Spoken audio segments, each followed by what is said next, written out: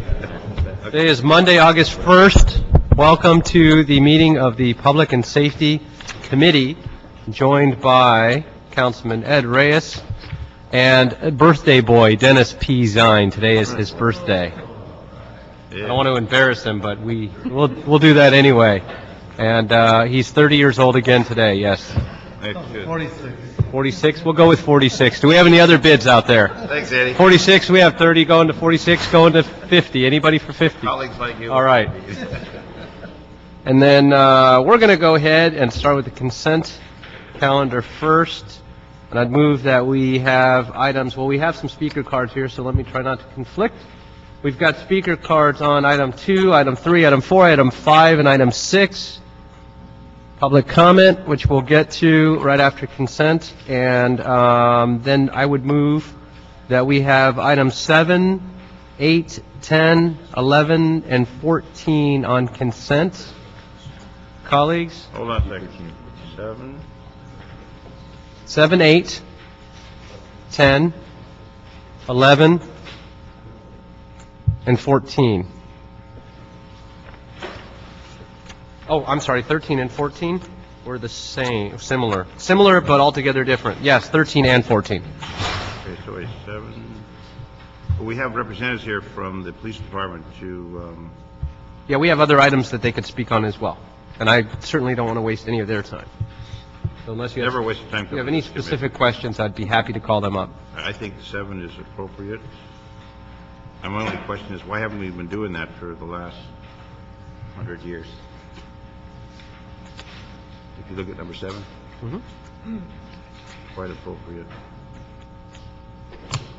8.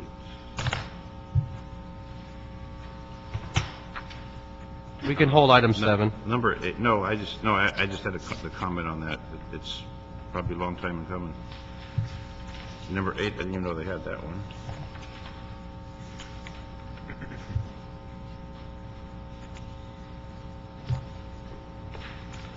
Okay, that's okay. 10.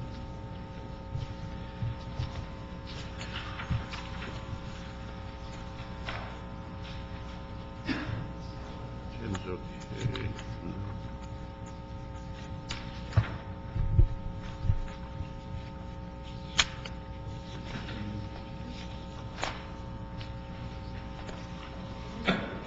Okay. Okay, 7, 8, 10, 11, 13, 14. Fine with those, Mr. Chair. Okay. So, did you want to remove item 7 off the consent? No, keep Mr. that. Zine, we're okay? Mr. Reyes? That can stand. Fine. Okay. That can stand. My only question was, why haven't we been doing that in the past? But that's before your wisdom appeared. Right. You look like what? All right, Mr. Clerk. Well, why don't we go ahead and start then with public comment. If we could, we have one card. 2 cards, I believe. 2 cards. Doherty first. What number? A public comment. Okay. Yes, it is. Thank you, Ms. Doherty. Morning. Phyllis Doherty with Animal Issues Movement. You heard me come in and talk at council about the bully show that was going to take place in the city, and it did take place. Here are some of the people, the participants. It took place, unfortunately, out in the buffer zone of the Wildlife Preserve at Woodley Park. And the Sepulveda, you know the name of this committee better than I do, Sepulveda Wildlife Preservation Advisory Committee. I spoke before them last week. They did not know anything about it, that these were the dogs that were going to be brought in. There were 3,500 people that came into an area that has always been restricted to no more than 125 and is the buffer zone to protect the wildlife. I went out there and took pictures. It was all fenced in. And so all of those people with these dogs, I talked to the guy from Gaudy Line. This is the group that put it on. Animal Services did not even ask questions about it, apparently, and it went through very quickly, and the committee is concerned about why it went through, so they passed a motion to try to make sure that this doesn't happen again and that wildlife area is protected from this type of thing. Gaudy Line told me that they want to have a bigger one next time. So I just want to let you know that hopefully you'll support that committee in the Valley area not having it at that location. Secondly, the article in the Daily News this weekend about the future of animal services, Mrs. Barnett said she has a 7-year plan. Authority, can you Yes. just explain what Doggy Line is? Pardon? Oh, I'm sorry. Gaudy Line is the line of these dogs. These are the bully dogs. And they are, as described on the application for this, well, you'd want to see, this is type of thing that came into to the wildlife preserve. These dogs are supposedly a cross of American Pit Bull Terrier and Staffordshire, which are, of course, the two fighting dogs. But actually, you can see they're an anomaly. They can hardly move. What's the purpose of the gathering? Breeding, money. Okay. These puppies sell for $4 to $5. Look at the head on these things. You cannot get an animal control device around the head of these dogs. There's a company that had to make a special. So it's unfortunate that this is, and especially that it took place there. And just to finish this, that I want to encourage you to ask Mrs. Barnett for this 7-year plan. If you go in the media and you say you have a 7-year plan and all of this is going to be accomplished in 7 years, I think for once we deserve to see that plan and how it's going to happen. Thank you, Phyllis Doherty. Thank you very much. The next card is Paul Duraggio? Dorigo. You know, I was overpronunciating for you, for your benefit, and thank you for coming this morning. Good morning. My name is Paul Dorigo. I'm a volunteer with LA Animal Services, and today I'd like to speak to you real quick on a concern I have about the department's effectiveness. I've done various marketing projects with the department, and I've seen a lot of people come and go as general managers. Currently, we have approximately a 50% euthanasia rate. Several years ago, the mayor had made a declaration that we will be zero kill. And if you look at any business, to run itself this way, we're going on our 4th year, I believe, of ineffectiveness. I've done projects now with Animal Services. I was part of the Reserve Animal Patrol Officer program. I got 20 different neighborhood councils. I spoke at 60 neighborhood council meetings on this program. One of the things I realized is that we need an animal liaison in these neighborhood councils. The department is ineffectual, and I request a motion for us to have an independent council to review the effectiveness of this department because it's not working. I hope that you can see that 50% all these years. If you were looking at it from a business perspective, you would see it's costing us a lot of money. A lot of animals are dying needlessly. You can almost borderline say there's cruelty to animals in the shelters because of so much euthanasia. I have not been able to continue my work with neighborhood councils and to develop the animal liaisons. I've had meetings with the department. I've not gotten an answer since January on this concern of mine. I want to continue my work with the neighborhood councils. I want to continue promoting RACO, and I want to develop these liaisons, which we noticed were effective. The big Panorama City bust, the cockfighting bust, was effective. I got that information from a council member who told me that her mother has feathers in her yard. I brought that to Kathy Davis. Kathy Davis brought it right away to animal cruelty. We got to win. So I realized, and I spoke to City Council. I spoke to Animal Commission several times, updated them on the information. Here's what we're doing. I have Excel sheets. Here's who contributed. So I would like you to request that, and whoever I need to speak to. I spoke with John about it, but I'd like to get an answer if I could. Great. Thank you, Paul. Thank you. And we'll go ahead, Clerk, if we can go to the first item. Good morning, John White. Item 1 is a communication from the mayor relative to the reappointment of Ms. Kathleen Reardon to the Board of Animal Services Commissioners. Yes, come on up. Good morning, Mrs. Reardon. How are you? I'm doing fine. How are you? Pleasure to see you. Happy birthday. Thank you. So just share with us, if you would, a little bit about yourself, and you might not want to let them know that you and I are friends as well, because that could cloud who you are, but that we are friends outside this building as well. But thank you so much for coming in, and also why you want to do this, and what are some of your ideas. And I know you've been an advocate, and you certainly have a pretty awesome reputation as well as for caring and having a passion Thank you. for animals. So. Well, I can say my entire life I've wanted to help animals. If one could say, the first time I saw a animal being abused was in 2nd grade, and I, to this day, will never forget the terror in that animal's eyes. And I don't know, I think from then on, I just wanted to dedicate my life to animals, and that was in my studies and the volunteer work that I've done and the paid work that I've done. And so I found a niche here. I find that the best way I could help an animal one-on-one with fundraising with rescue groups, or I could try to help animals en masse with spay-neuter ordinances, license differentials, and the variety of 2 items that you have before you today were 2 items that we had pushed through for years. And one is my motion on administrative citations, and the DWP thing we had been working on for a few years as well. So I feel that this is an area that I can help out, and I feel very dedicated, and I care very much. I care very much not just for the animals of the city, but the people, and I really feel honored that I'm able to be in this position to help. So. Well, thank you, and honored to have you here as well. And for the record, if we could just state what part of, without giving, you don't have to give out your address, but what part of the city of Los Angeles you live in. I think it's important as we all look at where we're not only getting a different mix of interests and people with varied backgrounds and education and experience, but also what parts of the city they live in. I'm officially a Valley girl now as of for 11 years or 10 years, so Terrific. Proud to be one. Thank you. And a resident of CD12. Right, and that's the interesting thing with LA is that we have such our demographics so vary, and obviously in the Valley, aside from the stray dogs, we're dealing with a plethora of wildlife. And so when I first moved, there were bobcats, coyotes, golden eagles, even an osprey one day, and red tails, and it's fascinating. So.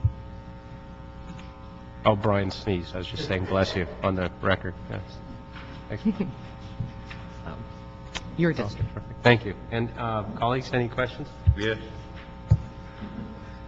Terrific. Well, Say thank you. Thank you very much. That was the question? that was the question. That was a statement.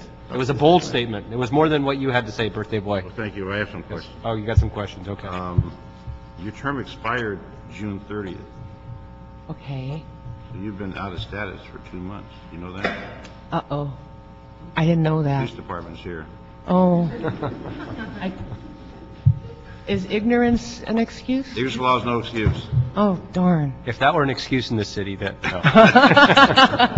We'd be in bed. Be nice. Anyway. Be nice. I know you've been a commissioner with Animal Services for many, many years. We had some issues with the previous general manager, and I made a crusade to get rid of him. And I received a call recently from Arizona regarding his status and activities there, which continues to be a problem in the animal world. I know that the department's had problems, and we had meetings with commissioners in the Valley that I coordinated because I became overwhelmed with complaints, and as the chair of the Personnel Committee, wanted to remedy the situation. How do you see the department running now with the current administration, Animal Services, from your perspective as a commissioner with that department? Well, Good, better, bad? You know, presently, it seems that our day-to-day battle has to do with budget and holding on to staff.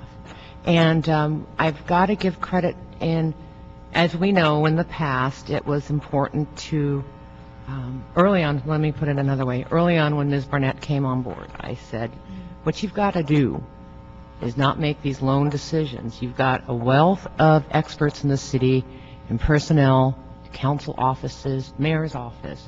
And she has definitely made a point, as we know in the past, to make sure to check with all agencies. Don't make these Lone Ranger decisions, and so I credit her for that. I do feel for her in that it seems like her daily duty is fighting to keep staff, fighting to keep a shelter open. And we have so much to do. I mean, we've got a spay-neuter ordinance. We've got to get our spay-neuter services out. So for her, I hope to offer some sort of continuity from so many years. How many times have we changed GMs?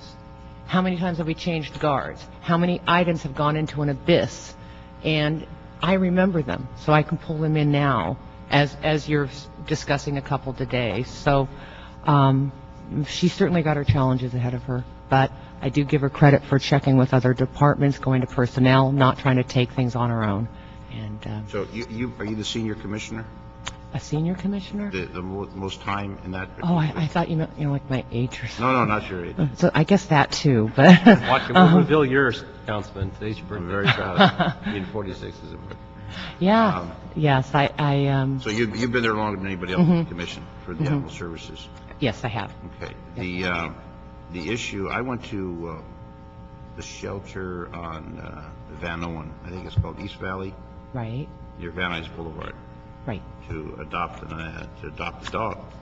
Did And you? I was surprised to see the overwhelming number of pit bulls. Yes. I mean, other than pit bulls, there were hardly any other dogs there. It was overwhelming number of pit bulls. I don't know if that's citywide, It's and they have a bad reputation. I'll be very candid with that. For the average person, the pit bull is frightening. Like Rottweiler is frightening, and they're very nice animals. They're if they're cared for properly, but if they're trained to be hostile and combative and aggressive. But the number was overwhelming. I mean, I was going through, looking at different areas, and they knew I was a councilman going through because I wanted to adopt a dog. And I didn't want to get a pit bull because of children in my neighborhood, but it was just the numbers were staggering. Is that a citywide situation where the pit bulls are filling the shelters? Yes, I believe so. It is. In my experience, when I go through our website, when I go to our shelters, there's a large number of pits and pit mixes, absolutely. And it's amazing. It seemed like back in the, I would say the 90s or 80s, it was shepherds, and now it's pits. And it's sad. And you saw how hard it was for us to just get our spay-neuter ordinance through. Imagine if we were trying to get a absolute mandatory on pits. But People didn't seem to be wanting to adopt them. They wanted to get dogs that didn't have that type of reputation. They wanted to get more, say, family-friendly type dogs. yeah, it's And not to say pits are bad, but their reputation is pretty hostile. well, you can have a smaller dog that bites 15 times. Yes. 15 little nips, and then you've got a pit bull that bites once. Right. And I'm not saying that they all, I mean, there's debates and arguments. Is it in the breeding? Is it in the upbringing? And is it how they're treated? What was their past before they ended up at the shelter? And how many get, upset just being caged in the shelter? But the people that I know that have pits, they're the most loving dogs. And I'm a cat person, so. If they're proper environment, but it just seems that when you go there and you have an idea, you want to get a nice friendly dog, and all you see is an overwhelming number of pit bulls and nothing else, it kind of makes you wonder. And I didn't go to any of the shelters. I only went to the one there on Van Nuys or Van Nuys, and I was kind of surprised to see so many. I could tell you. I was actually looking for another type of dog, which I did West find. Valley has a number of teeny little dogs, too. Like I've seen a Bichon. I've seen, well, obviously, I'd say second to the pits is the Chihuahuas.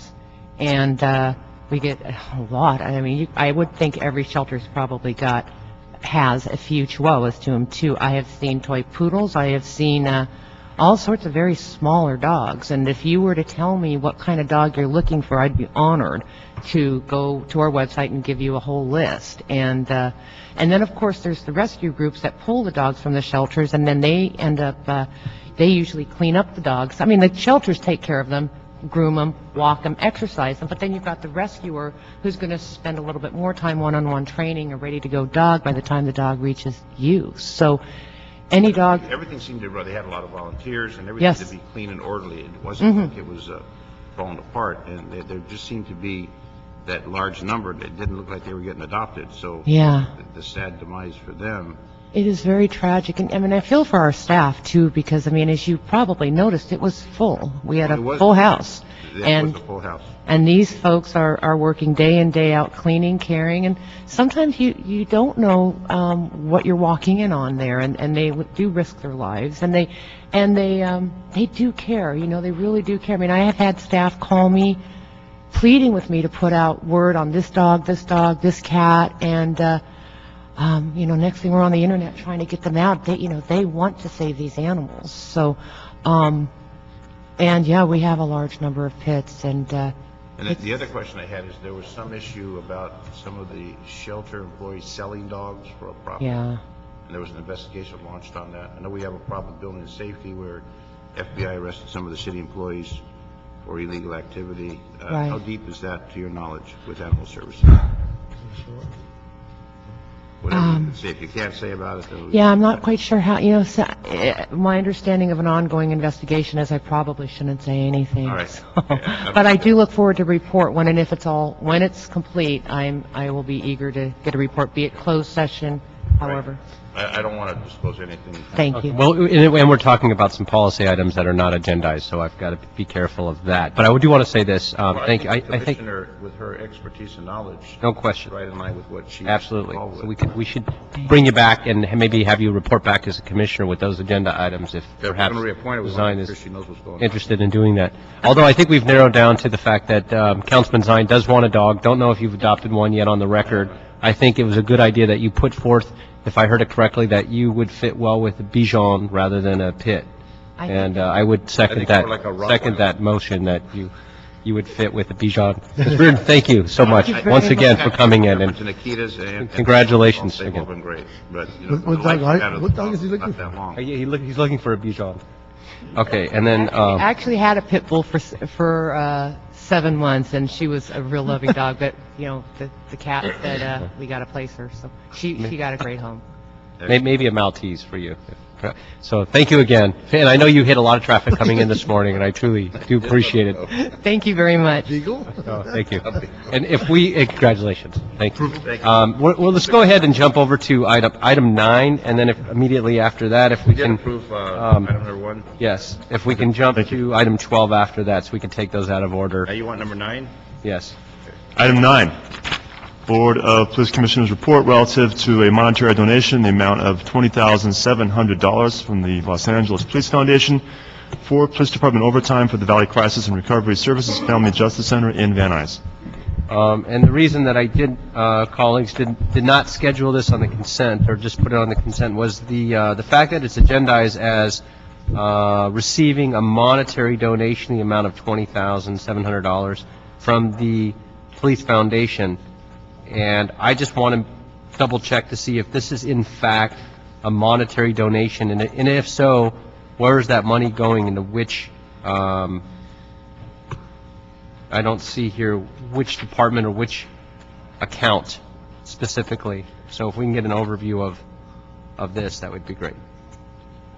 Peter DiCarlo from the Administrative Services Bureau of the Police Department. This is, in fact, a monetary donation. It's $20,700 from the Police Foundation that will be going toward the payment of sworn overtime for the program that's listed on the agenda. And it will be going into the, it'll reimburse our sworn overtime account. And if it's in fact a cash monetary donation, which you just stated it is, how do we ensure that we're tracking that correctly? What happens if we didn't use, or they didn't use all of the money? Is it then returned? Is it tracked? Is there a report back? Is this a reimbursement of money that had already been spent?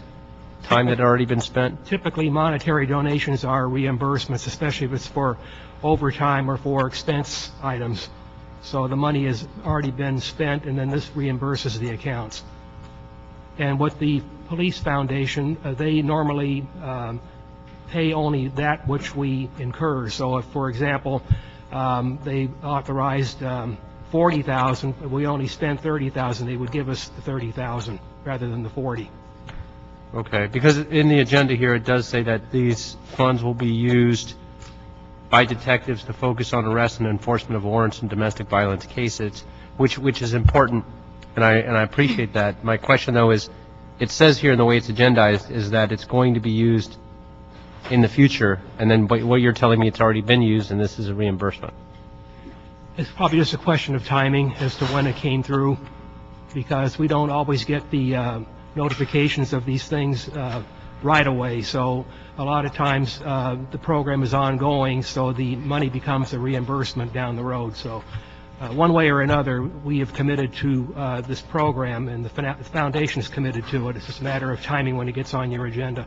So going back to this again, though, there will be an audit or some type of reconciliation to show that this is the exact dollar amount that was expanded on this. And the reason I ask is that if it does fall short, again, for, say, $15,000 or $18,000, or you add all these up throughout the year, then you've got a cash situation that can be considered a gift or is discretionary to be used for something else.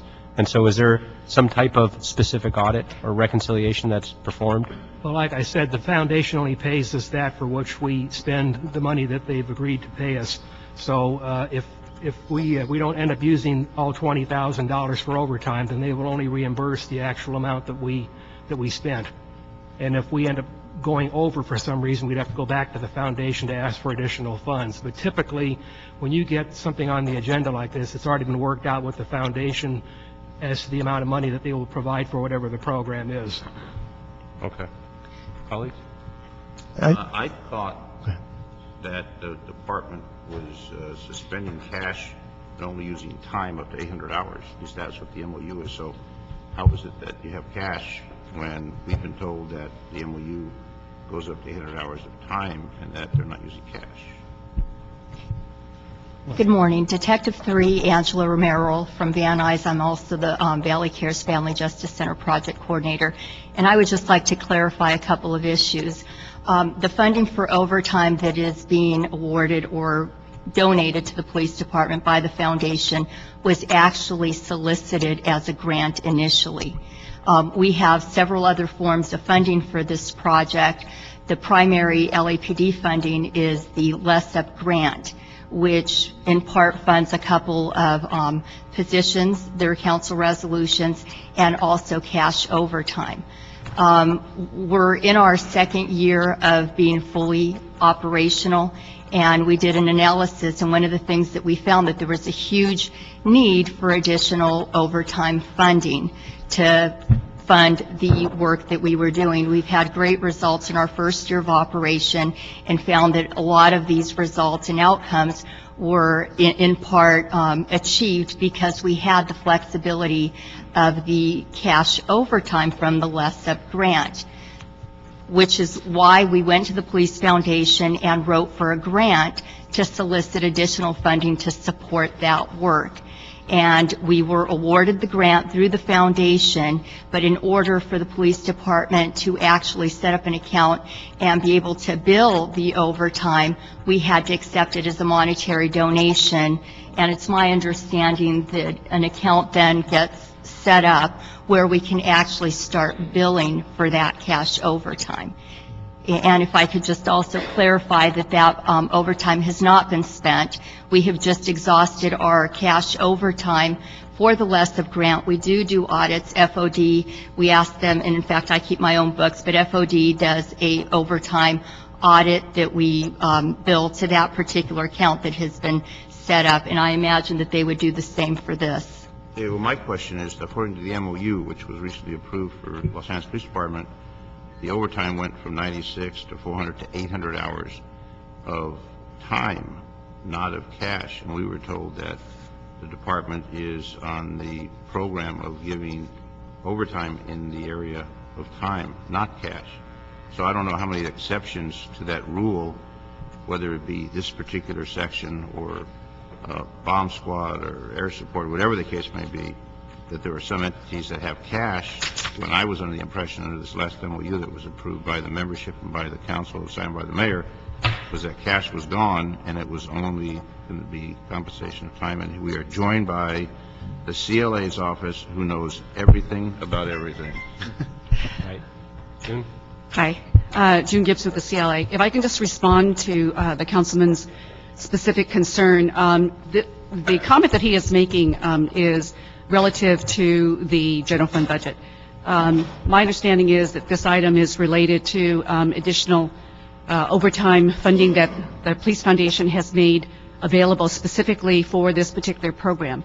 So this funding is separate and apart from the general fund, and it provides the opportunity for the department to provide additional services on overtime rather than putting it on the books, which, as you know, putting time on the books becomes sort of self-defeating, given the fact that, there's not enough resources in the field.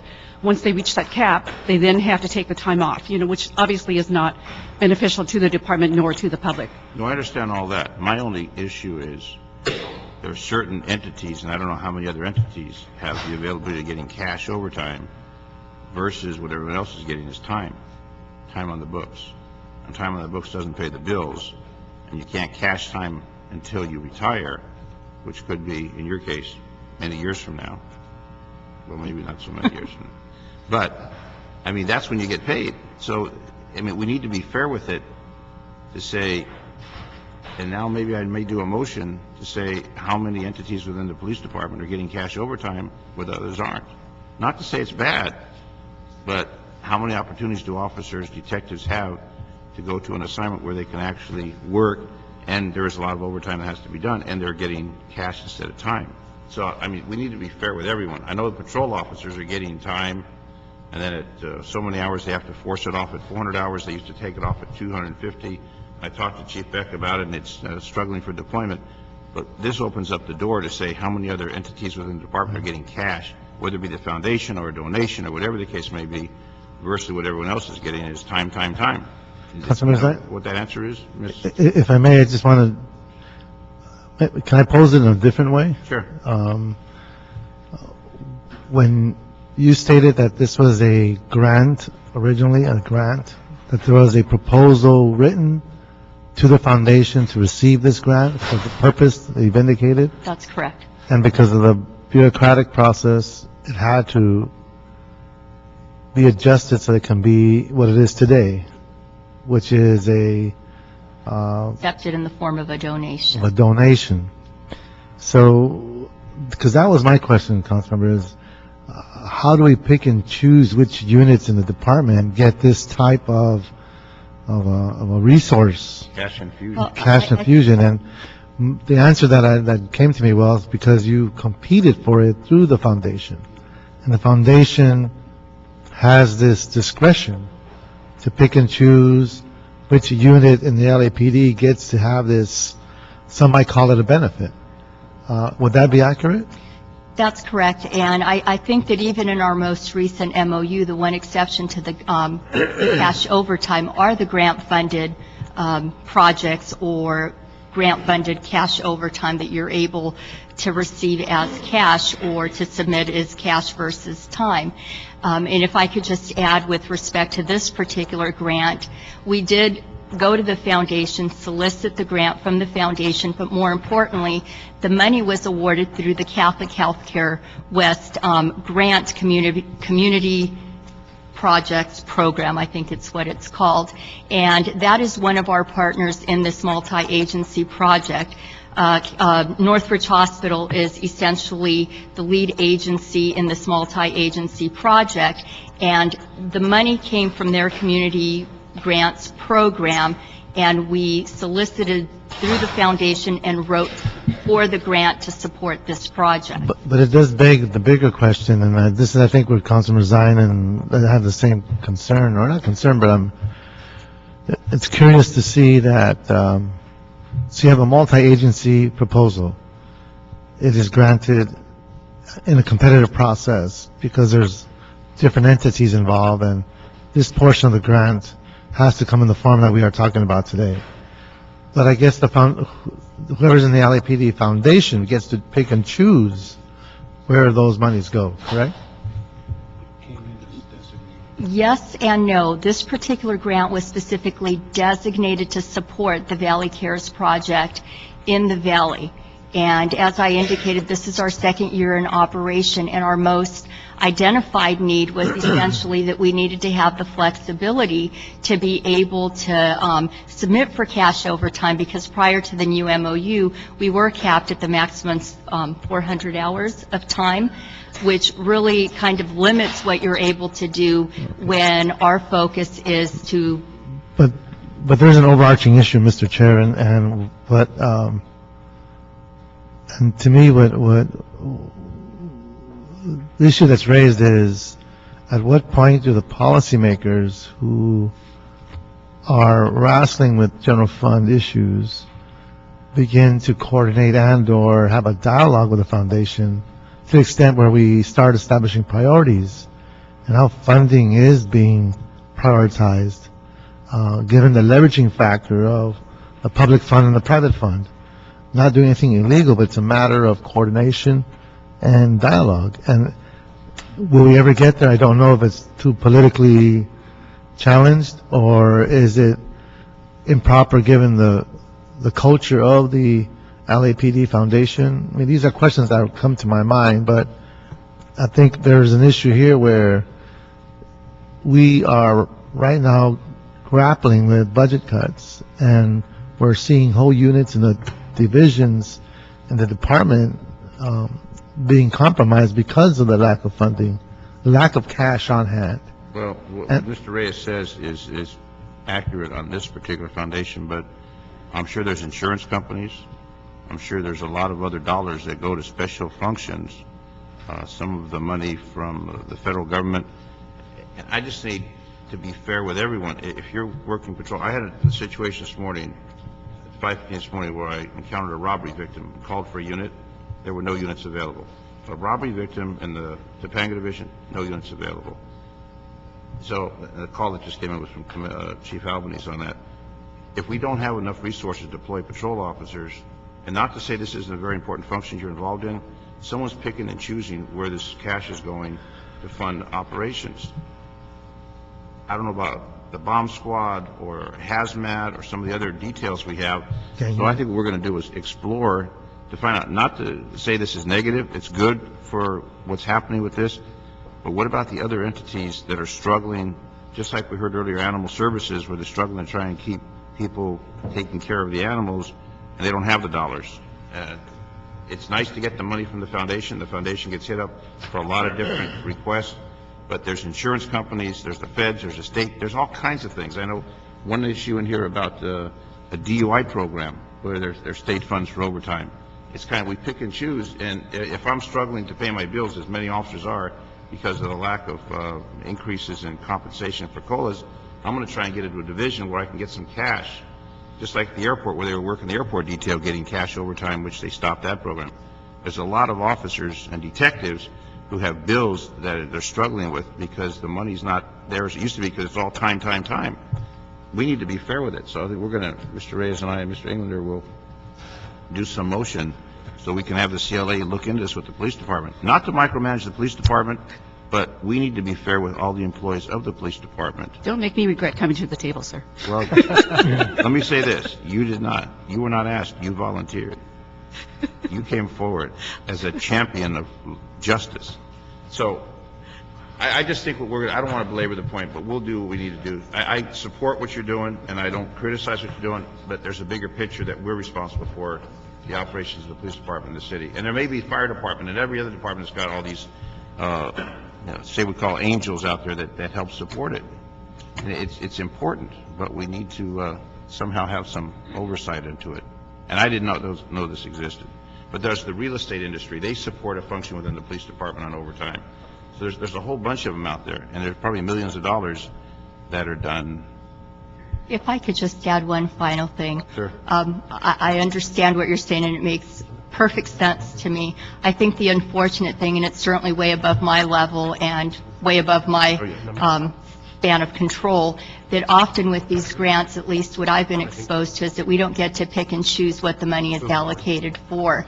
And specifically for this particular money, it was set aside to support this project.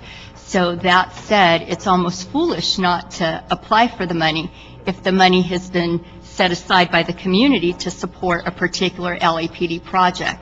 I understand that in the fairness of everybody, it would be great to spread it out. Okay, well, moving this item forward. What you're saying is accurate, but you, like many people, start out in black and white handling radio calls. Now you're at D3, and it took a long time to get there, a lot of studying. So, I mean, you're at the very nice level, but I'm looking at everybody in the organization, above you, below you. the whole operation. We need to be fair with it, so. And I don't offer any criticism to you, what you're doing. I support that. But we got to look at the budget. yeah, and I don't want to move, I want to move this item on, but I think there is a bigger picture Yep. that needs to be discussed in terms of policy, as Mr. Reyes and Mr. Zine brought up, and what funds we get into every department, and then what services are provided out of those foundation or grant funds. This was not a grant. It might have started off that way. I didn't have any evidence of that.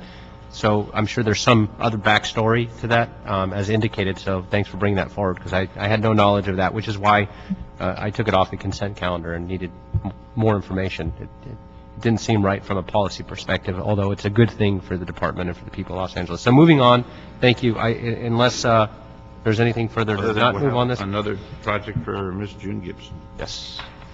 Thank you for volunteering that effort. Councilmember, are you approving item 9? Yes. Go ahead and yes, and we'll go to item 2. Item 2, Department of Animal Services and City Attorney reports and ordinance relative to dog licensing and rabies vaccination regulations pursuant to motion. Smith corrects. I know. You're right. Okay, thank you very much, and we've got some presentations on that as well. And then if I could ask Mr. Clerk that when Mr. Zine would like to speak, that you start the clock for him next time. Thank you. Noted. We are here for his birthday. We want to ensure we're not here for his next one. You're pushing me there. Thank you. John Forland with the Department of Animal Services. The General Manager, Brenda Burnett, couldn't be here this morning. She was out the entire day on some previous commitments that she couldn't break, so she apologizes for that. This item is basically just lets us decide how to prove that the dogs have received the rabies vaccination. We don't just ask them. Okay, so if you could walk us through this and take it from the top, that would be great, whatever information you've got, for those listening in at home. Okay. Prior to this point, according to state law, the only way we could prove that a dog had received rabies vaccination was by providing a document. And this makes it very difficult for us to move forward with online licensing for new dogs, because you can't do that with it. So we approached the state, and they actually changed the law, allowing the local jurisdiction to determine the form of proof. And so we need the partner ordinance within the city that allows us to do that. We want to align the dog licenses with the rabies vaccination expiration.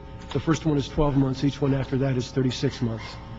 And that will help us, and it will also enable us to allow dog owners to completely apply online for new licenses. We have yet to determine the specific methods of proof, but this will enable us to look at things like electronic proof, work directly with the veterinarians, and avoid the process, kind of a drawn-out process of having to wait till we get the paper document and going back into the same application several times. So there are many different parts throughout this that are being amended and changed. And some of my questions pertain to renewal.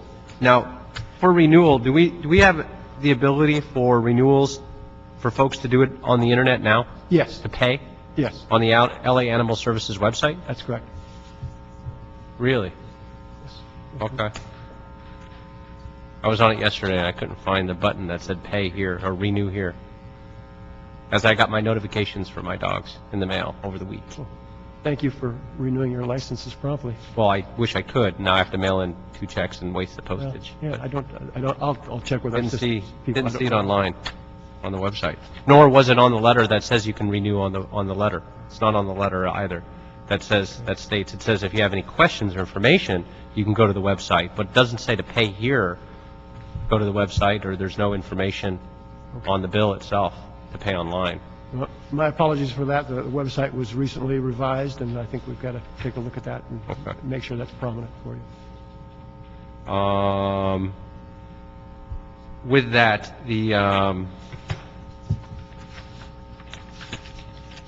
I had a question on the amending sections that we're looking at a 3-year pay now? Yes. And what will that do for cash flow purposes? Because if it's a 3-year pay, you're going to receive the revenue year 1, and you won't get it year 2 or year 3. Right. How is that going to affect cash flow? We'll have to wait and see. It would depend on to the extent to which that is used, the 3-year option for license renewal. It would give us more cash in the first year and then not in the second or third year. The parts we like about it are it's simpler. It eliminates our renewal processing in the second or third year, and that saves us processing time and costs. And by aligning the 3-year license with the rabies vaccination, again, it makes it much simpler to issue those 3-year licenses. So there are a number of advantages. We think it'll take a while for the cash flow to be significant or to show up. It'll take a while for people to figure out they have the option, to decide they want to do it, and then to realize that in renewing 3 years at a time is much easier. Okay. Well, and so when you say wait and see, because it'll be an option where you can renew in year 1, 2, or 3? Yeah. And then what about... It'll take owners a while to figure out that it's... Okay. And then it states here that all dogs and cats must be spayed or neutered prior to their adoption now under the new ordinance as well. That's correct. Even if a medical condition prevents the dog from being spayed or neutered at the time of adoption. So if there's a medical condition and they can't, I don't understand. That sounds like a conflict. The medical condition will still, that hasn't changed.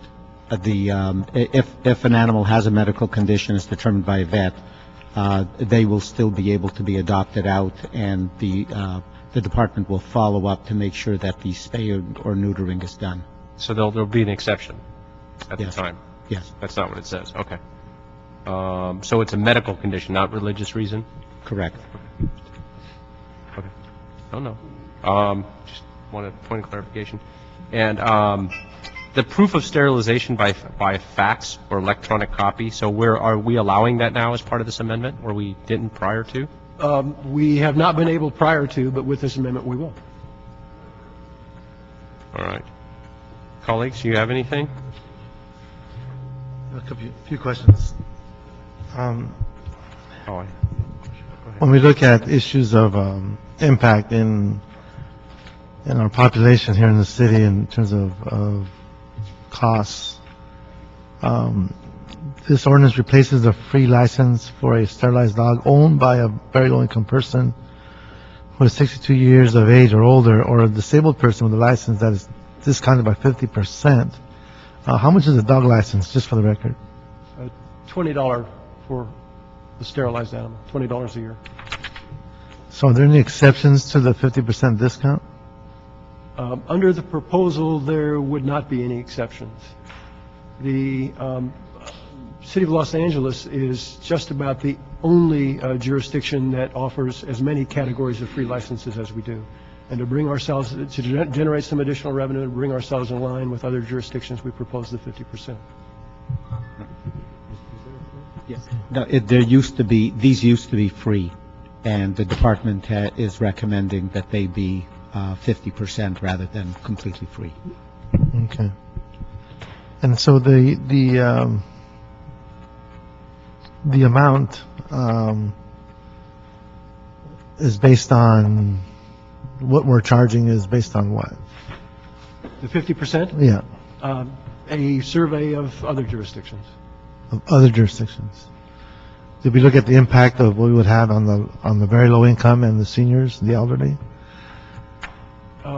It was felt that the dollar amount was small enough, given the total cost of caring for an animal for a year, that this could be absorbed, realizing that that's an important consideration. There's an important period here, the amnesty period for the department to promote and encourage compliance. Late fees, administrative penalties become effective December 1st. How are we disseminating this information? How are we letting people know that they have that window? And are we doing it in different languages? We are doing it in different languages. Remind this committee, the department does not have any public information or PR budget whatsoever. So we're relying on other organizations and nonprofit organizations to help us get the word out. and we have an amnesty period in the beginning of the rollout of the new fees and fines and penalties to encourage, let's see, working with the Office of Finance. Amnesty periods are very useful in getting the word out and in generating revenue. So like the neighborhood councils, the churches, et cetera. I mean, you have a website. Is there a way to connect with a network that has a vast network within communities that exist, the different universes that are out there? I mean, are we contemplating an approach from that point of view? We are. We're working within the animal welfare community and within the various organizations to get the word out as best we can. There's an observation made by Councilman Zine that most of the animals that are in the shelters are pit bulls. That's his observation. So, to me, there's a network that's being missed in terms of how we get in touch with folks at the grassroots level.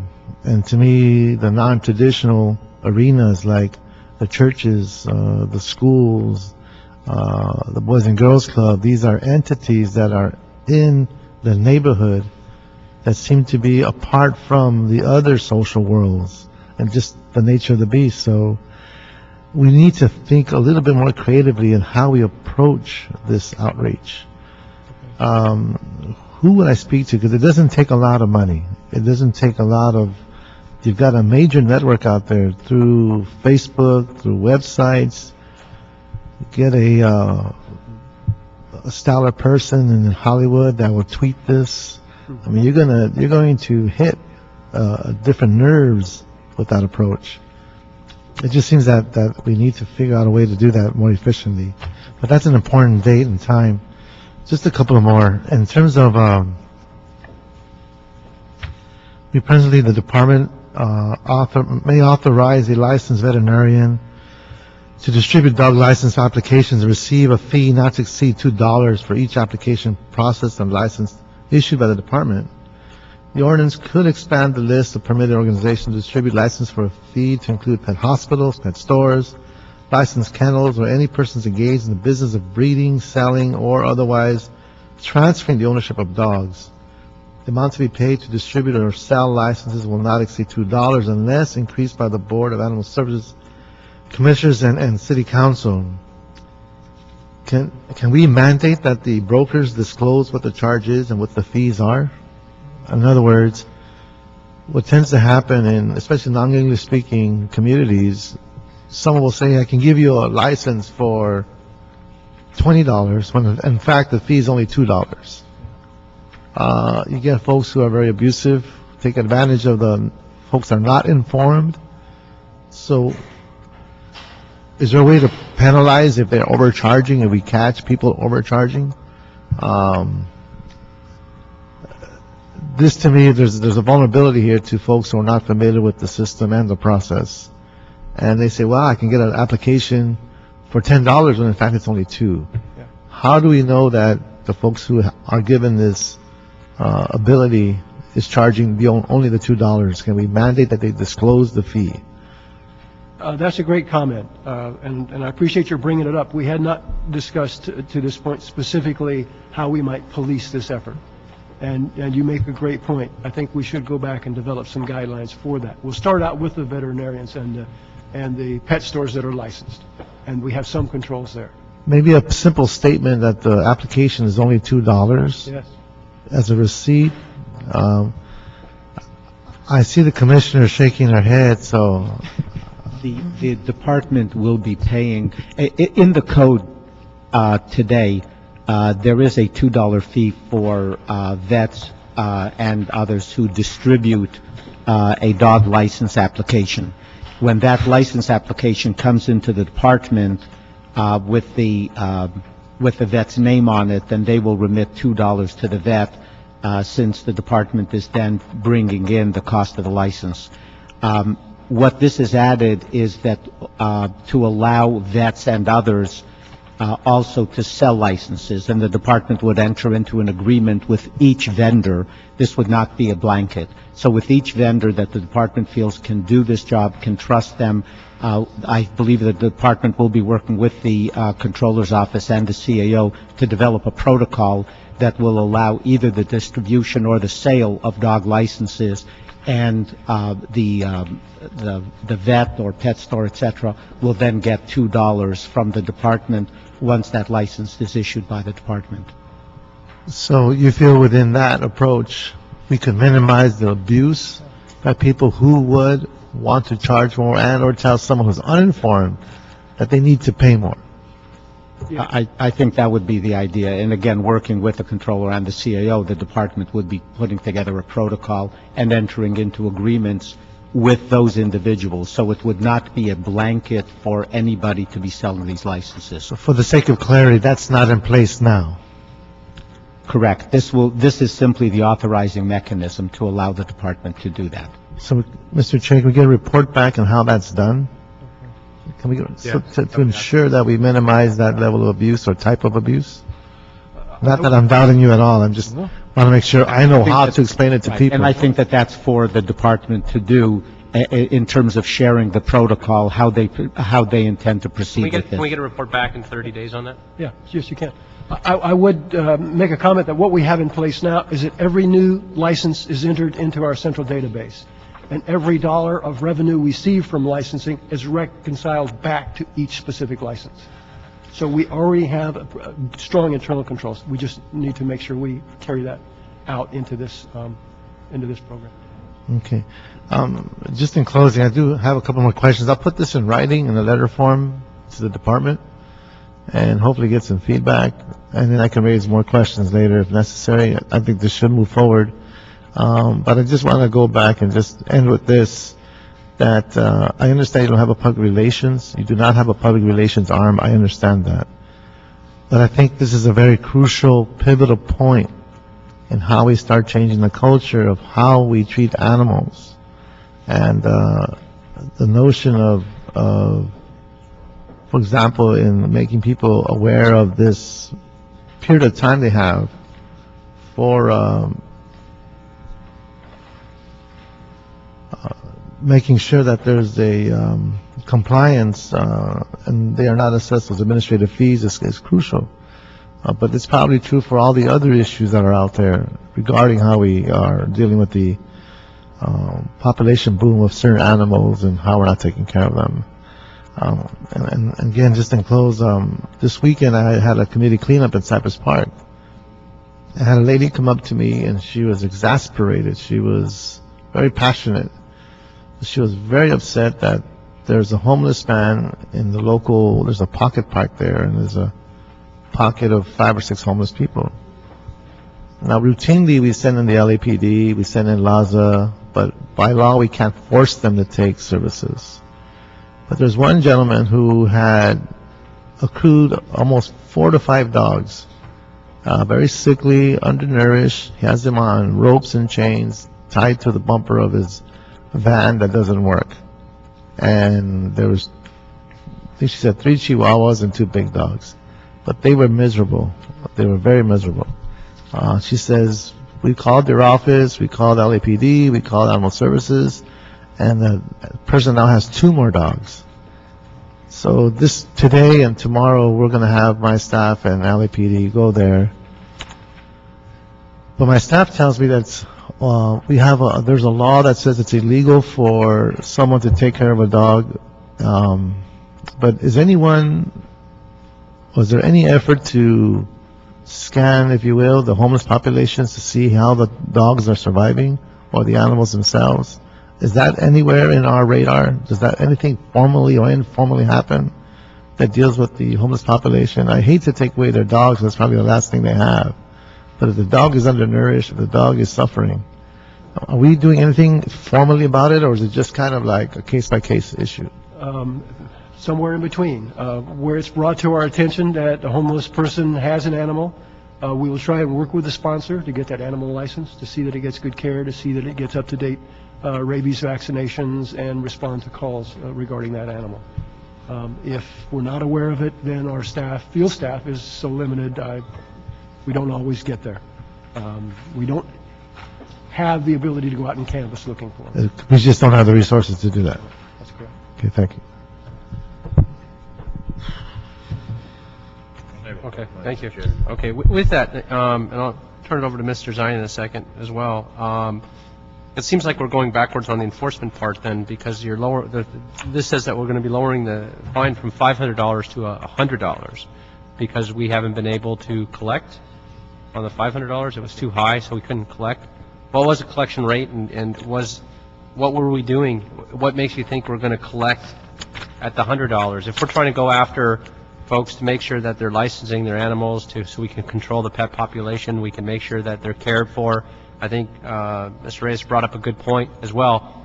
There's part of the ordinance here that does say that you have low income that have waivers, and then you have extremely low income. Now, I'm not sure categorically what that means. Is extremely low income considered under what?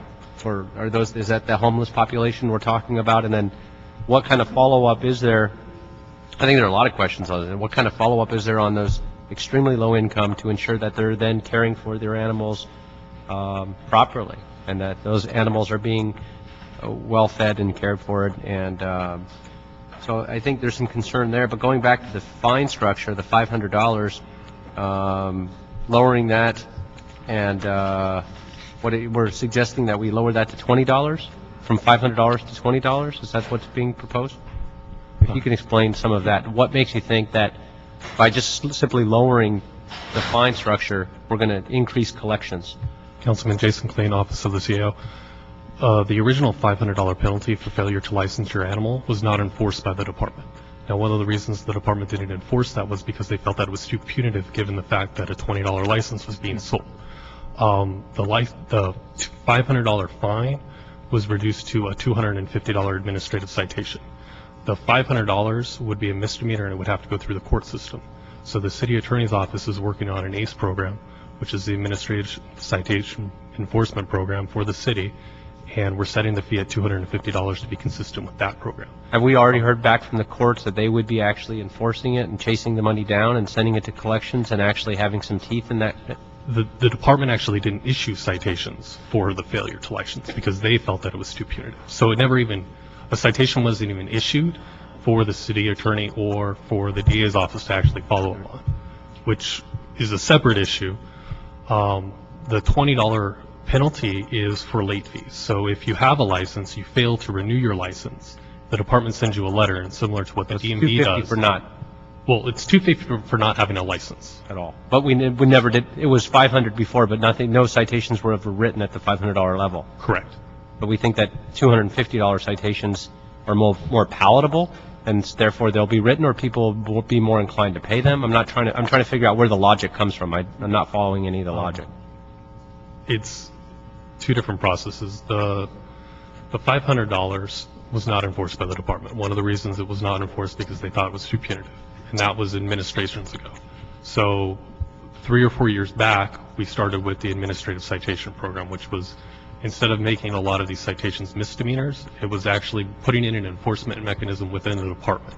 So they could issue the citation, they could adjudicate those citations, and if we fail to adjudicate those citations, then we can turn them into misdemeanors and turn them over to the court system. That process is finally, getting before the council, and that is the $250 first offense citation. It's separate from the late fees. So who does the citation go to? If the $250 citation, who does it go to? An individual, I'm assuming. Correct. So if you've got 5 individuals living in a home and they have 3 dogs, and none of them are licensed, who gets that citation? The homeowner, the residents, the person who answers the door? The homeowner would be issued the citation. And if they're renters, and they claim that they don't know who owns the dogs, but they just happen to be in the backyard, what happens then? I don't think we're quite ready for this yet. I find this absolutely astonishing. This council sets policy, the mayor signs it, and the department doesn't want to enforce it because they don't think it's work? That's ridiculous. We're the policymakers. The mayor signs it, it goes into action, and the department didn't want to do it. That's absurd. That's why the department's had so many problems, because who's ever in charge wants to set their own rules and policies. They didn't collect the $500, it's too expensive. Well, maybe the officer doesn't want to arrest the guy because he doesn't want to put him in jail. They're responsible to do a job. We set policy, and they carry out the policy. I find it absurd that the department, and this is what I'm hearing, I'm not going to slam you, but too punitive, the department did not enforce it. That is absurd. That is how screwed up that department has been, because they do their own policy how they want to do it, regardless of the policymakers. And I wonder how many other departments have that philosophy. It's too expensive. Well, we decide how much it costs to run the city of Los Angeles, and when the controller did the audit, found out the department wasn't doing what they're supposed to do. Well, because they didn't want to, because it was too expensive. I find it absolutely ridiculous that a department would not follow the established policies that are authorized by the council, signed by the mayor, and put into effect on an ordinance because they thought it was too punitive. That is absolutely absurd. And I don't know how many other issues have that particular attitude. We don't want to do it because it's too punitive. Well, maybe they should come to us and say, maybe we should lower it instead of ignoring it. But to ignore this slaps the council, slaps the mayor, and says, you know what, we're going to do what we want to do. And the hell with the people who make the policy. That is absolutely, I got another issue on this as well. Unbelievable. I would like to at make $500, I got a question though. On $500, and the department saying it was too punitive. And What is there a reason for having a fine? Is there a reason for trying to spend all of our efforts in education, trying to outreach to the community and stakeholders that have unlicensed animals, particularly dogs and cats? Is there a reason for having them licensed in the first place? I mean, there's a spirit behind it of caring for animals to make sure that they're protected, to make sure that that they're well cared for, to make sure that we don't have these underground breeders, to make sure they're getting their shots, to make sure that all of these things are happening. So $500, as opposed to the cost on society, as opposed to the cost of the communities, as opposed to the cost of an animal's life, doesn't sound punitive. I do have a grave concern over what Mr. Zine had brought up as well, that this body, the policy body of the city, set this structure in place, set the fines in place. And I don't think $500 is punitive based on where we were at. I think there's a failed collection system, failed on the department side for wanting to follow what was been instructed. And I've got a problem with that. It sounds like the system has failed. You know, I think, Mr. Chair, I don't want to interrupt, but I think we should hold this, have the general manager come before this committee. I agree. Before we belabor this anymore, and find out if the general manager is carrying out the will of this body and the city council and the mayor. It's absurd not to follow the policies that we set and to just ignore them because they don't think it's right. Councilman, she's actually trying to enforce these. This started administrations prior to her actually. Yeah, But she's been here, so I think she needs to answer some of these questions. Perhaps for every public safety committee she doesn't show up for, we can put out a $500 fine. That would be too punitive. So why don't we go ahead and table this and not move it on, and we'll go ahead and have her report back, and we can go through, because I think we all have a lot of other issues as well. Okay. I would like to offer just one comment, if I could. That non-enforcement of that $500 fine goes back decades. It's that old. Well, that shows how screwed up the department's been for decades. One general manager after another general manager, another general manager set their own policy, disregarding what this council did. The other thing I was is, the one who championed to get rid of Mr. Boats. I appreciate you putting that on the record, but the worst thing I think anybody can possibly say in the city is, well, we've always done it that way. Let's continue it. That's why we're here now with change. Then we should have, instead of having a policy to lower the fees because it's never been acknowledged, we should have policies in place to try to go out there and enforce it and collect it, to make sure that we've got people out there who are breaking the law, and these aren't just lawbreakers. These are animals that are affected. And I think we've got to recognize that $500 is not punitive when you're talking about neglecting an animal's rights and neglecting an animal from getting its shots. And so we'll go ahead and table this item and ask the general manager to come back. Let me add one more thing. Let me tell you what Coachella Valley does. Coachella Valley Water District, if you get your water bill and it's $25 or more and you haven't paid it in 2 months, they put a lien on your property. This city has been so derelict in not collecting money that's owed, the $23 million from the parking lot owners, they owe us the tax. I mean, we send out a letter from a collection agency here from the city attorney, figure they're going to pay it. We need to start leaning property so people understand we're serious about this and not just write it off. We write off millions of dollars, we can't provide the services, and we got general managers that don't know what the hell they're doing. Okay, we've got 2 speaker cards on this. I don't know if you want to hold your speaker card until we bring this item back again, or go ahead and speak, Phyllis. But if you want to come up, if you want to, fill out a card. And then one more, Amy Gilbreath as well, if you want to come up at the same time. Just in case.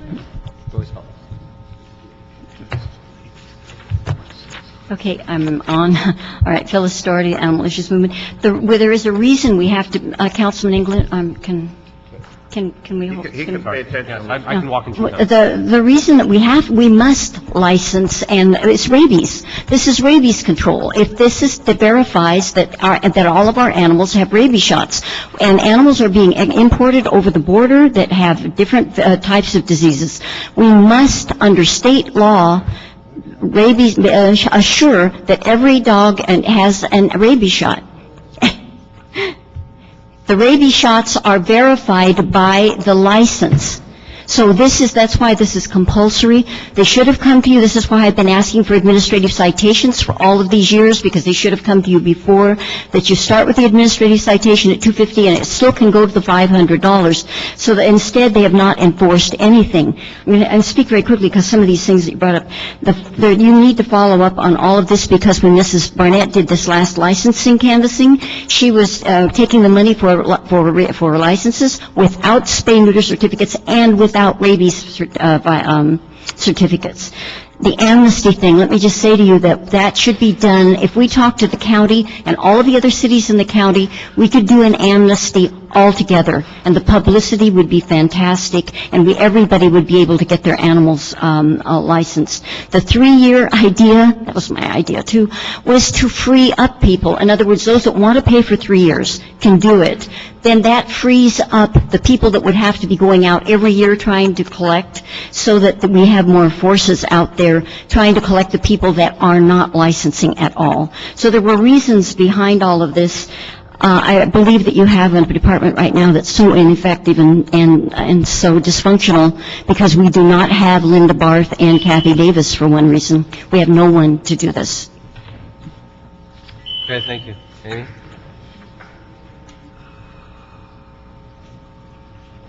Thank you. My name is Amy Gilbreath. I'm the executive director of a group called the Found Animals Foundation. We work closely with the city and the county and other animal control agencies. We do adoption events, spay, neuter, et cetera. And I will agree with you that the licensing system in the city has been dysfunctional for quite a while. What didn't come up today that I think is really important is that there's an underlying policy structure here that is fantastic, where a significant portion of the license fee goes into the spay and neuter trust fund, and that is how the department is able to subsidize spay and neuter for low-income residents. So if we could modernize licensing in the city of LA, make it available online, and get good publicity, therefore increasing our license compliance rate, that would make so much more money available for that spay and neuter fund. My foundation, recognizing that the department doesn't have a public information officer, is happy to donate services, manpower, and time to help do the publicity and outreach. In fact, each of your offices, I wish Councilmember Reyes was still here, received a letter from Ms. Barnett and from us asking which community groups in your district we should work with to help get the word out. We are already engaging the neighborhood councils, and so while I certainly understand your frustrations, please know that there are folks both within the department and outside of the department that are really eager to have this licensing system work better. And for better or for worse, a lot of the changes contained in this ordinance are an important prerequisite to that. Thank you very much. I'm going to go ahead and I appreciate that. And I think in looking at all the problems we've got, it's particularly with this department, we wouldn't have the problems we're having now with shelters being closed. The department often, looks at the issue that it's been underfunded, that they don't enforce the current ordinances we have on the books. There's been issues of trying to make things more friendly. It's stated on the record that you can pay renewals online, and again, as stated earlier, that's not up and running yet. So there are a lot of problems that have to be worked out. It's absolutely critical, and these are These are issues that affect not only public health in our communities, but animals that we have to do a better job at. And so I would like to table all of the various items on the rest of the meeting and have the general manager come back and report back on all the animal items relative to her department, which only leaves then item 12 as the balance. Item 12. Board of Police Commissioners and CO reports relative to an MOA between the City of Los Angeles and County of Los Angeles for the period March 11, 2011 through March 10, 2012, for an amount not to exceed $445,000 for the city's use of the county's mass notification system. Okay. Good morning. Tell us a little bit about this reverse 911 system. Good morning. Anna Burton with the City of Los Angeles Emergency Management Department. Actually, this mass notification system, the system you mentioned is actually the name of a company. We're actually using, and we are contracting through the acceptance of this grant to go through the County of Los Angeles and their mass notification system. Through the RFP process, they contracted with a separate vendor.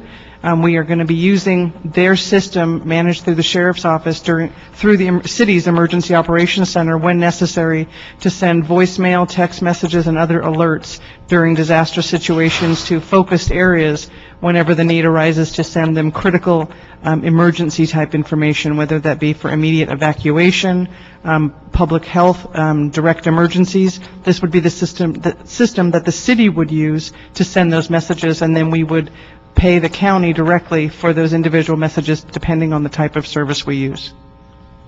Okay. And did we look at bringing in our own system in-house to do this? We have very expensive, 16 cents per voice message. Yes, within this grant there is a small portion allocated to a community education program so that we can alert the customers or city residents to actually sign up. But the city for several years has reported back through the Information Technology Agency. We've gone out for requests for qualifications, and the systems proposed to the city or those identified were extremely costly and unrealistic during this fiscal situation. So this option using this grant to actually have a system available to the city is the only one viable at this point. How long ago did those RFPs go out? I want to say probably at least 18 to 24 months. We went out for a variety of RFQs. It was directly after the San Diego fires in which we evaluated how they use their systems. And when we came back, it was extremely expensive. LA County went out at the same time, and they selected this vendor. I think it's Century 21, I think is the vendor we use that won their RFP. And the different vendors that we identified at that time, it was extremely costly. I don't have the exact figures in comparison in front of me. And this is a DOJ grant, is that correct? Yes, that is correct. I'm a UTM from the CAO. Okay. And the grant is actually for $500,000. So $445,000 is for the contract with the county, $5,000 for a one-time setup fee, and the $50,000 is for the education program.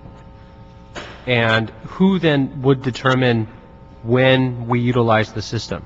Who has ultimate authority in the city of LA to say, okay, we need to put out a message of an evacuation or a chemical spill or a missing child? Earthquake. An earthquake. Whatever that might be. We're rolling. Actually, the criteria on use, we've developed very strict protocols on who and how, specific to the limited funding that will be available. And it'll be a joint decision primarily through the police, fire, and emergency management department.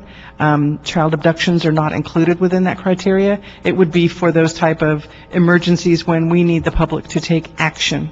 And we have this segmented by area, by parts of the city where we can target it specifically into a zip code or... Correct, yes, down to the zip code and actually street. Okay.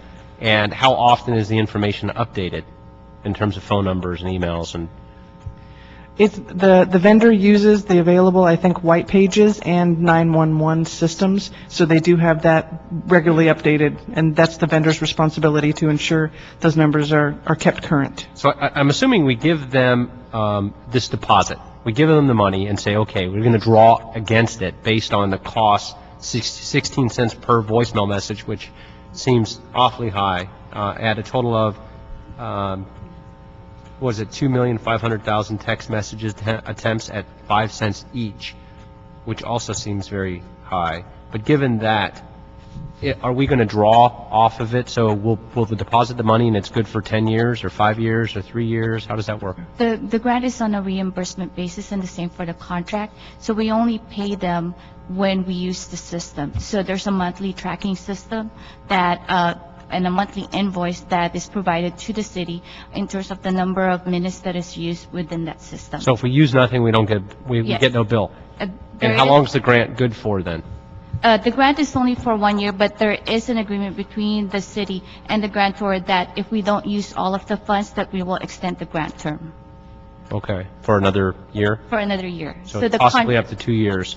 Yes, the contract with the county is for 1 year with 4-year, 1-year options to extend. Do we already have the recorded messages drafted, or do they have to be done on the spot and then they go out that day or that moment? They would go out that moment, and we actually have a format with the sheriff of exactly how many words or text message, or the actual length of the message, and we would draft them specifically for the event at hand. So we do have some scenarios pre-identified in which we would use them, but that exact message would need to be drafted on the spot. We could probably get it up and running within 5 to 10 minutes once we know that a situation is at hand. And we did these for the debris flow, in which we sent messages out for some of the foothill areas when we were expecting or identifying that we would have to tell residents it was in their best interest to leave that neighborhood. Are these bilingual? Yes, they're in 7 languages, and the system is ADA accessible through TTY. Okay. And Mr. Zine? Anything on these? Well, one of the questions was if it's not used, there's no pay, there's no charge. When did we last use it? The mud flow? Yes, sir. Okay, and prior to that? I think it might have been the storms leading up to that, and I know through the station fire. Do we use it for the station fire? Through LA County, yes. The system was used. I don't know how many times the county has actually used it. So this 21st Century Communications, the vendor, has a contract with the county, so the county doesn't own the system. 21st Century independent vendor owns the system. Correct. Okay, so the county of Los Angeles represents 58 cities. 88 cities. 88 cities and the unincorporated, yes, 58 sir. in the state, or some 58 counties in Yes, sir. California. Thank you for your correct. Always, yeah. Mr. Featherstone will be impressed. So what about our neighboring cities, Glendale, Burbank, Pasadena? Is there any cooperative effort, so whether they buy into it or we share with them, or we charge back or something? I can understand our need. We have a blazing fire we want to evacuate. It's the county of Los Angeles that covers all the cities. And since the vendor covers the entire county, does each city then have some kind of contract, or would we then help a neighboring city in this kind of notification? How would that be done? The city. Say Glendale has a problem. Yeah, I don't know the actual specifics of the contract itself, but the city of Los Angeles would release and identify to send messages to those individuals within our jurisdiction. Okay. There is a process available for each of those different jurisdictions to work directly with the county and set up independent agreements. I think in a catastrophic event, then through the county sheriff, they would identify how many jurisdictions would get messages and then prioritize them depending on the event at hand. But I do not believe through this grant that the city would be then asked to reimburse to send messages to those jurisdictions outside of the city of Los Angeles. Okay, so we saw what happened in Japan, where you have an earthquake, you have a tsunami, then you have the nuclear problem. If the earthquake were to strike in Los Angeles, a massive earthquake like they predict, it would affect not only the city of Los Angeles, but the surrounding jurisdictions, all part of the county of Los Angeles. So you need mutual aid, you need this, you need that. Would we then send ours separate, or would the county send it for the county of Los Angeles and the surrounding communities?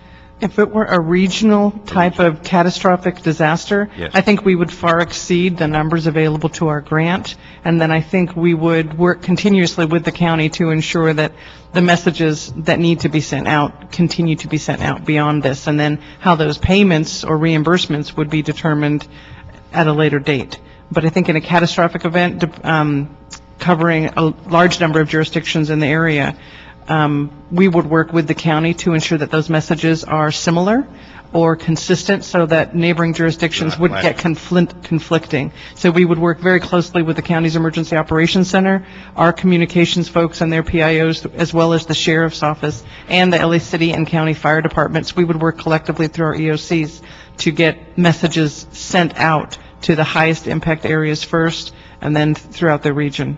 So that there'd be a coordinated effort on a regional situation. Yes, sir. In a catastrophic event, yes.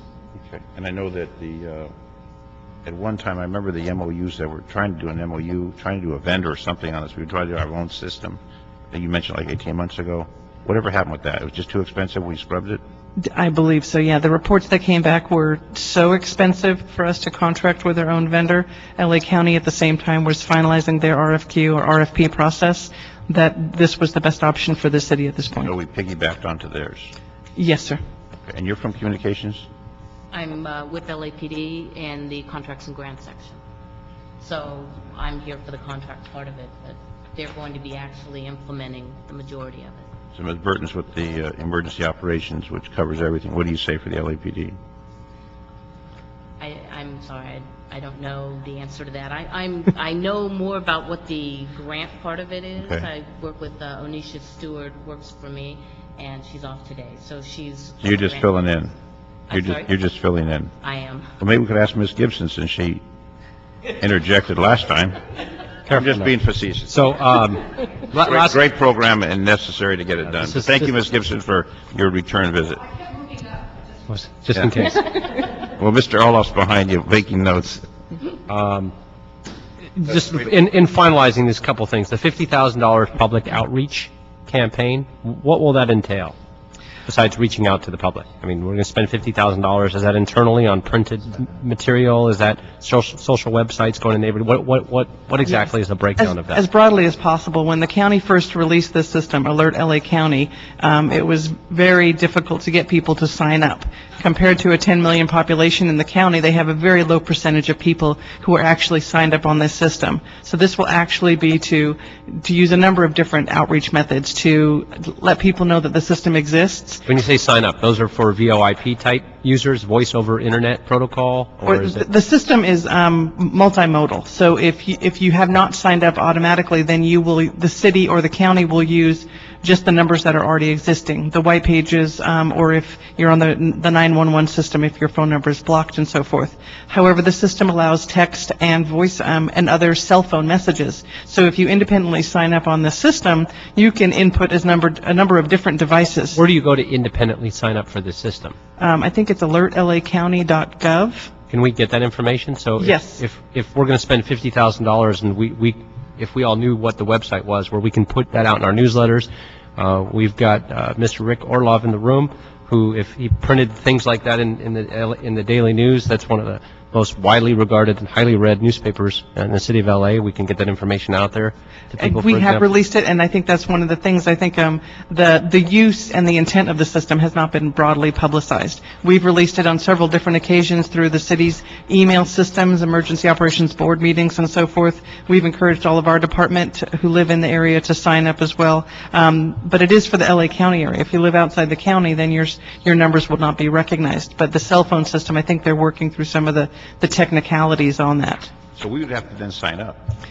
Yes, sir. With our cell phones and our emails. Or if you want your cell phone system to receive the text or different system messages, then yes, you would have to list those other devices. Can we ask the cellular companies in the city of LA to put that in their information, either in their bills or push out information to their subscribers here? Have we done that? So we can get them to promote it and spread it out there, get it out there that people need to sign up. to get this information? I know we will do that on a much broader basis. We've been advertising it internally through our different systems, through our Facebook and our Twitter and our different other social outreaches. But I think this $50,000 will allow us a much broader way to publish, to do posters, to put it, to, do advertisements in recreation centers and libraries and wherever center where people can see and identify the need to sign up themselves. Right. All right, it'll be the recommendation from this committee, or at least the chair, as well as my colleague, Mr. Zine, to move this item forward and accept this grant. Approve it? Approve, yes. That will conclude our meeting of the Public Safety Committee.